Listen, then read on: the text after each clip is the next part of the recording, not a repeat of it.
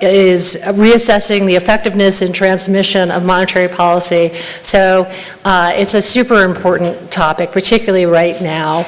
And we've got some great papers lined up for this morning. We've got 2 papers, and we also have a panel lined up for that. But before we get to any of that, I am delighted to say that we have Federal Reserve Chair Jay Powell here to deliver opening remarks. So with that, let me welcome Jay Powell to the podium.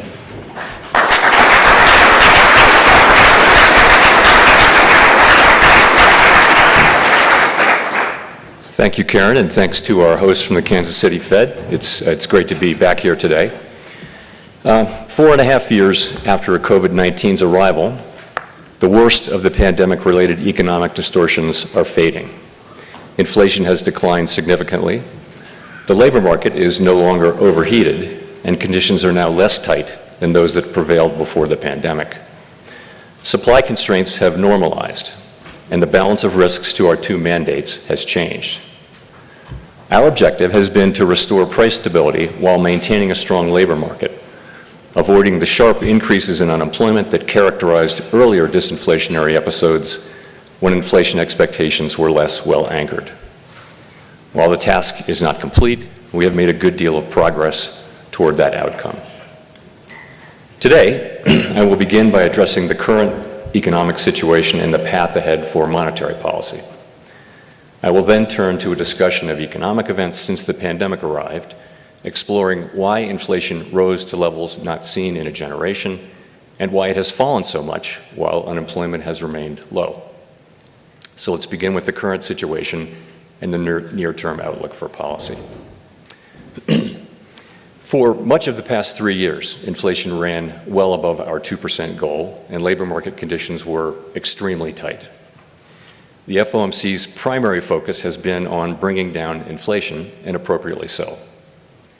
Prior to this episode, most Americans alive today had not experienced the pain of high inflation for a sustained period. Inflation brought substantial hardship, especially for those least able to meet the higher costs of essentials, like food, housing, and transportation. High inflation triggered stress and a sense of unfairness that linger today. Our restrictive monetary policy helped restore balance between aggregate supply and demand, easing inflationary pressures and ensuring that inflation expectations remained well anchored. Inflation is now much closer to our objective, with prices having risen 2.5% over the past 12 months. After a pause earlier this year, progress toward our 2% objective has resumed. My confidence has grown that inflation is on a sustainable path back to 2%. Turning to employment, in the years just prior to the pandemic, we saw the significant benefits to society that can come from a long period of strong labor market conditions. Low unemployment, high participation, historically low racial employment gaps, and with inflation low and stable, healthy real wage gains that were increasingly concentrated among those with lower incomes. Today, the labor market has cooled considerably from its formerly overheated state. The unemployment rate began to rise over a year ago and is now at 4.3%, still low by historical standards, but almost a full percentage point above its level in early 2023. Most of that increase has come over the past 6 months. So far, rising unemployment has not been the result of elevated layoffs, as is typically the case in an economic downturn. Rather, the increase mainly reflects a substantial increase in the supply of workers and a slowdown from the previously frantic pace of hiring. Even so, the cooling in labor market conditions is unmistakable. Job gains remain solid, but have slowed this year. Job vacancies have fallen, and the ratio of vacancies to unemployment has returned to its pre-pandemic range. The hiring and quits rates are now below the levels that prevailed in 2018 and 19. Nominal wage gains have moderated, and all told, labor market conditions are now less tight than just before the pandemic in 2019, a year when inflation ran below 2%. It seems unlikely that the labor market will be a source of elevated inflationary pressures anytime soon. We do not seek or welcome further cooling in labor market conditions. Overall, the economy continues to grow at a solid pace, but the inflation and labor market data show an evolving situation. The upside risks to inflation have diminished, and the downside risks to employment have increased. As we highlighted in our last FOMC statement, we are attentive to the risks to both sides of our dual mandate. The time has come for policy to adjust. The direction of travel is clear, and the timing and pace of rate cuts will depend on incoming data, the evolving outlook, and the balance of risks. We will do everything we can to support a strong labor market as we make further progress toward price stability. With an appropriate dialing back of policy restraint, there is good reason to think that the economy will get back to 2% inflation while maintaining a strong labor market. The current level of our policy rate gives us ample room to respond to any risks we may face, including the risk of unwelcome further weakening in labor market conditions. So let's now turn to the questions of why inflation rose and why it has fallen so significantly even as unemployment has remained low. There's a growing body of research on these questions, including Gowdy Eggerson's work, which we'll shortly discuss, and this is a good time for this discussion. It is, of course, too soon to make definitive assessments. This period will be analyzed and debated long after we are all gone. The arrival of the COVID-19 pandemic led quickly to shutdowns in economies around the world. It was a time of radical uncertainty and severe downside risks. As so often happens in times of crisis, Americans adapted and innovated. Governments responded with extraordinary force, especially in the United States. Congress unanimously passed the CARES Act.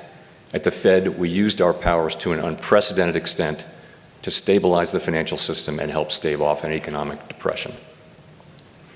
After a historically deep but brief recession, in mid-2020, the economy began to grow again.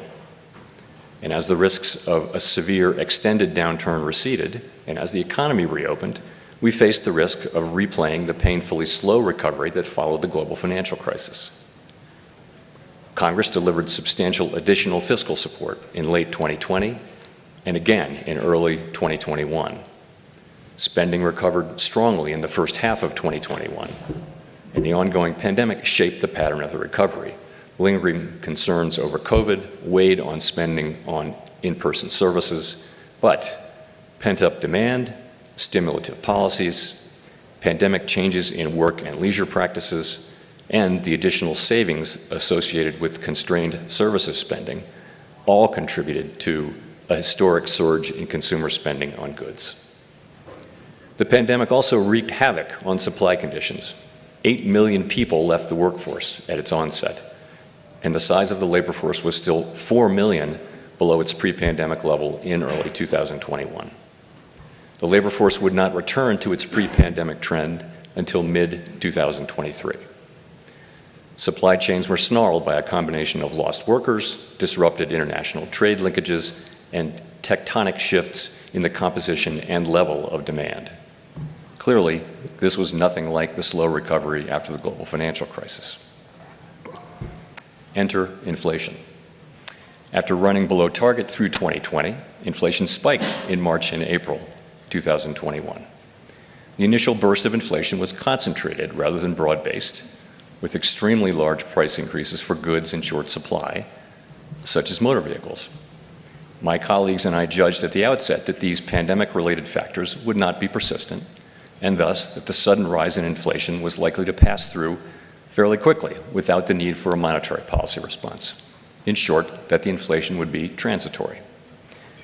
Standard thinking has long been that, as long as inflation expectations remain well anchored, it can be appropriate for central banks to look through a temporary rise in inflation. The good ship transitory was a crowded one, with most mainstream analysts and advanced economy central bankers on board. I think I see some former shipmates out there today. The common expectation was that supply conditions would improve reasonably quickly, that the rapid recovery in demand would run its course, and that demand would rotate back from goods to services, bringing inflation down. For a time, the data were consistent with the transitory hypothesis. Monthly readings for core inflation declined every month from April through September 2021, although progress came slower than expected. The case began to weaken around mid-year, as was reflected in our communications. And beginning in October, the data turned hard against the transitory hypothesis. Inflation rose and broadened out from goods to services, and it became clear that high inflation was not transitory and that it would require a strong response if inflation expectations were to remain well anchored. We recognized that and pivoted beginning in November. Financial conditions began to tighten, and after phasing out our asset purchases, we lifted off in March of 2022. By early 2022, headline inflation exceeded 6% and core was above 5%. New supply shocks appeared. Russia's invasion of Ukraine led to a sharp increase in energy and commodity prices. The improvements in supply conditions and the rotation in demand from goods to services were taking much longer than expected, in part due to further COVID waves in the United States. And COVID continued to disrupt production globally, including through new and extended lockdowns in China. Higher rates of inflation were a global phenomenon reflecting common experiences: rapid increases in the demand for goods, strained supply chains, tight labor markets, and sharp hikes in commodity prices. The global nature of inflation was unlike any period since the 1970s. Back then, high inflation became entrenched, an outcome we were utterly committed to avoiding. By mid-2022, the labor market was extremely tight, with employment increasing by 6.5 million jobs from the middle of 2021. This increase in labor demand was met in part by workers rejoining the labor force as health concerns began to fade, but labor supply remained constrained, and in the summer of 2022, labor force participation remained well below pre-pandemic levels.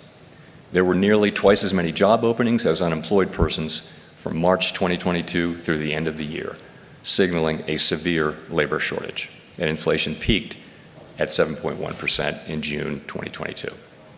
At this podium 2 years ago, I discussed the possibility that addressing inflation could bring some pain in the form of higher unemployment and slower growth. Some argued that getting inflation under control would require a recession and a lengthy period of high unemployment, and I expressed our unconditional commitment to fully restoring price stability and to keeping at it until the job is done. The FOMC did not flinch from carrying out our responsibilities, and our actions forcefully demonstrated our commitment to restoring price stability. We raised our policy rate by 425 basis points in 2022 and another 100 basis points in 2023, and we've held our policy rate at its current restrictive level since July 2023. The summer of 2022 proved to be the peak of inflation. The 4.5 percentage point decline in inflation from its peak 2 years ago has occurred in a context of low unemployment, a welcome and historically unusual result. So, how did inflation fall without a sharp rise in unemployment above its estimated natural rate?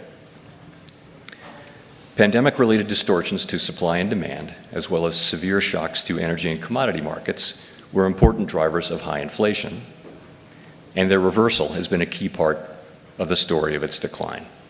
The unwinding of these factors took much longer than expected, but ultimately played a large role in the subsequent disinflation. Our restrictive monetary policy contributed to a moderation in aggregate demand, which combined with improvements in aggregate supply to reduce inflationary pressures, while allowing growth to continue at a healthy pace. As labor demand also moderated, the historically high level of vacancies relative to unemployment has normalized primarily through a decline in vacancies, without sizable and disruptive layoffs, bringing the labor market to a state where it is no longer a source of inflationary pressures.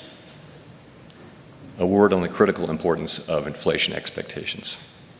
Standard economic models have long reflected the view that inflation will return to its objective when product and labor markets are balanced, without the need for economic slack, so long as inflation expectations are anchored at our objective. That's what the model said. But the stability of longer-run inflation expectations since the 2000s had not been tested by a persistent burst of high inflation. It was far from assured that the inflation anchor would hold. Concerns over de-anchoring contributed to the view that disinflation would require slack in the economy and specifically in the labor market. An important takeaway from recent experience is that anchored inflation expectations, reinforced by vigorous central bank actions, can facilitate disinflation without the need for slack. This narrative attributes much of the increase in inflation to an extraordinary collision between overheated and temporarily distorted demand and constrained supply. While researchers differ in their approaches and to some extent in their conclusions, a consensus seems to be emerging, which I see as attributing most of the rise in inflation to this collision. All told, the healing from pandemic distortions, our efforts to moderate aggregate demand, and the anchoring of expectations have worked together to put inflation on what increasingly appears to be a sustainable path to our 2% objective. Disinflation while preserving labor market strength is only possible with anchored inflation expectations, which reflect the public's confidence that the central bank will bring about 2% inflation over time. That confidence has been built over decades and reinforced by our actions. That is my assessment of events. Your mileage may differ. So let me wrap up by emphasizing that the pandemic economy has proved to be unlike any other, and that there remains much to be learned from this extraordinary period. Our statement on longer-run goals and monetary policy strategy emphasizes our commitment to reviewing our principles and making appropriate adjustments through a thorough public review every 5 years. As we begin this process later this year, we will be open to criticism and new ideas while preserving the strengths of our framework.